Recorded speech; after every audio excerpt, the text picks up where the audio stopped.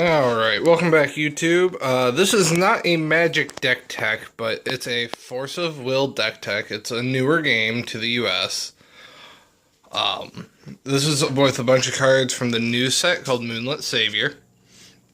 This is our ruler, or for Magic people, commander. What you do with him is you can tap him once per turn, make one of your stones or land producing kind of things. Now, he does not have a flip side, most do. His ability, when I go to 0 for the first time in the game, it goes to 100 instead, which is basically 1. And then I get to go search for cards in my deck, which we'll get to in a minute. I'm playing 1 basic Windstone, a little red the Pure Stone, which I'm trying to get a good angle on it.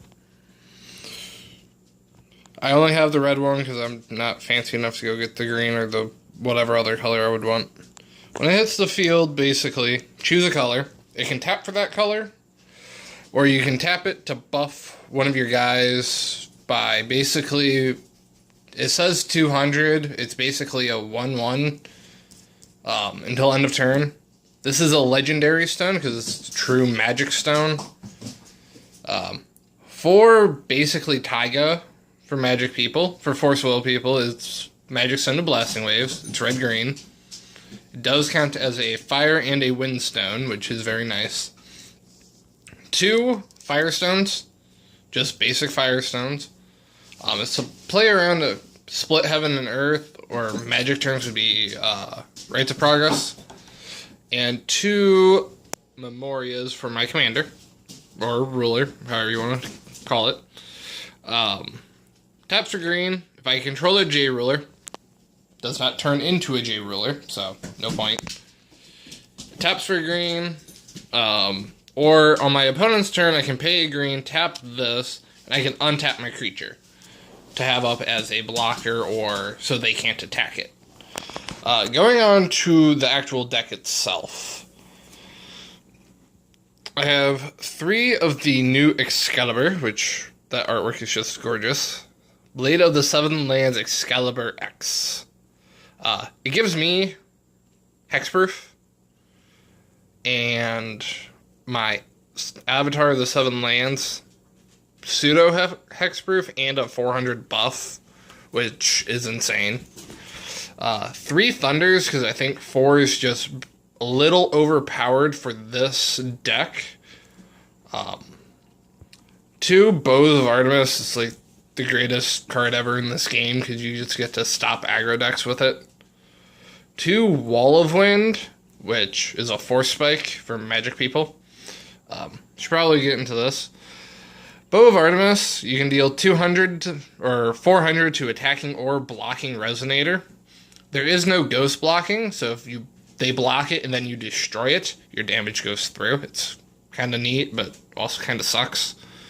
Or I can remove 2 counters and destroy an enchantment aura or addition resonator, however you want to call it.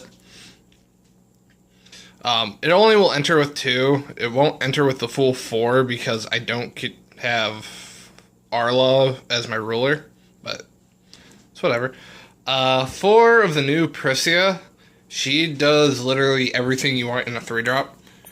She is haste, target attack, first strike, and can become flying. And then when she goes from the field to the yard, she does 500 to your opponent. Now, in this game, you start at 4,000, so it doesn't seem like a lot, but it is. Because I can basically play her and attack for 7. Either destroy one of their creatures because of the target attack, or just hit their face. And she's first strike, so it gives me a lot better combat chance. You will hear my little puppy whining in the background. Him and his droopy ears. I call this Battle Ox when it's actually called Kujata Sacred Ox. The reason I call it Battle Ox is when you decide to use its ability of Evolution, which costs 4, you put an evolution counter on it. It gains 500, 500 for each. Gains 500, 500 for just having evolution counter on it. Does not matter if you have more than one or not. But when it gets an evolution counter for the first time, it gets to fight something your opponent controls. Hence the name Battle Ox. That's a Yu-Gi-Oh! Throwback for all those that don't get it. He's a 3-of.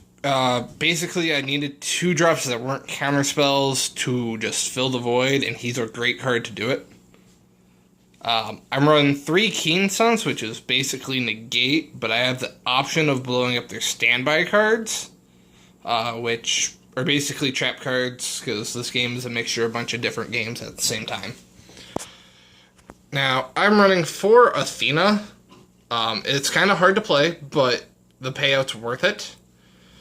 That's the full art version. I'm going to show you a version that you can actually read. It's a 3-drop, 7/7 swiftness.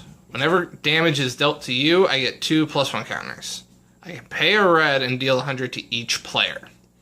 So, I can pay a red, deal 100 to me and my opponent as I'm attacking, and buffer by 2. Permanently. So, she's a really good card. I like her. Wind Secluded Refuge is an enchantment. What it does, it draws you a card on ETB, which is very nice. Whenever a spell or an ability my opponent controls targets a J Resonator, which is either my J Ruler or my Resonators, I can banish this and then basically counter that spell. So there's a card called Flames of the Outer World in this game. It does 800 split second. Since this is a triggered ability, it's still a May ability, but it's triggered. So I get to counter it. And it's very nice because you can't deal with it otherwise. 2 Moonbreeze Elf. It's a 1-drop, 1/4 that can't be attacked. And I can tap to produce Moon Mana, which in my deck is actually colorless, but you take what you can get. Now this is the meat and potatoes of the entire deck. Avatar of the 7 Lands, Alice. It is flash, target attack, and if damage is dealt to me, it's dealt to this card instead, 15/15. So, what happens is, say they go burn you down to 0 for the first time. This triggers. I get to pull one of these, which, shiny, and one of my Excaliburs out. So, they get to let me get a 19/19 that will cancel spells that target it unless they pay 2. So they have to pay 2 additional, plus get around my counter magic. Or if I have multiple out, they have to pay more. 1 Horn of Sacred Beast just to reshuffle my yard in. Because, like, Priscilla and Athena, people don't like them, so they kill them, and it makes me sad. 2 World Tree Protectors. What it does is when this is put in the field from the field to my yard, I get to go search for Alice. So, and then for every avatar that I have in my graveyard, it gets +2/+2. So the max it can be as a 2-drop level would be a 1,000/1,000 for 2, which is insane for this game. And again, it's kind of a filler card, but kind of not. It does serve a purpose of letting me search one of these early so I can play it. 1 Portal of Truth in the main board. Just to deal with, Tinkerbells, anything reflect kind of based I can use it with. 3 Elvish Priest. It's just a good card. It's a 1/4 mana dork that actually produces green, which is more relevant than producing moon. Downside to this over my Moonbreeze Elves is this can be attacked. Both can be thundered and die. But, And I'm running 2 Zeke. Main reason, counter creatures or to reshuffle my yard in. Stone Destruction is not a full deck yet, which I'm kind of glad about because it'd just be a giant pain in the ass. Moving on to sideboard, I have 1 Fetal Movement, which banishes all Resonators in my opponent's graveyards and does 100 to them per thing that was removed.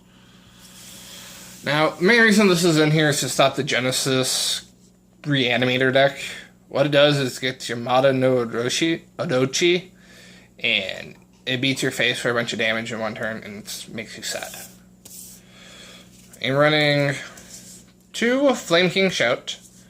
Aggro decks, it's just great. Fairies, Reflect, and Grim kind of decks. It's really good against. It's just 400 to each thing, and I get a Resonator into play. 2 Bow of Artemis. Again, aggro decks, they die. I'm running 2 Ambush, which I'm not entirely sure about because I haven't actually sideboarded the game yet. So whenever I get attacked, I can put a Wind Resonator with 3 or less from my hand into the field. So basically what I'm going to try to do is just put Priscia into play at instant speed. One Demon Flame, because it combos with Bow of Artemis really well, is you can hit their attacker, then destroy it. Or, just kill an aggro creature. Second Portal, because you never know what you're going to need it against. 1 Robe of the Fire Rats. This is mainly to deal with Lancelots. It's, they can't deal damage this turn. Or another one that I don't think is going to be relevant against me is Susanoo. You'll see him in a minute. 1 Death Scythe, it deals with, Bahamut really, really well, because I know some people like the burn. That's about the only ruler I can think of it's good against. This is Susanoo. This is to deal with Gwybers and other things. He is a 6-drop, 12/12 Swiftness Pierce. Swiftness is haste, Pierce is trample for Magic players that are watching this. If my opponent controls a dragon, I can play 3 less red sources. So he's a 3 colorless drop as a 12/12 Swiftness and Pierce. When he hits the field, I can put Ame no Habaki on him, which is irrelevant because I don't play the card. And it put it on him, and then whenever he deals damage, or when he hits the field, I can have him deal damage equal to a target Resonator an opponent controls. So it's him enters, he blows up their dragon, and then I get to swing 12.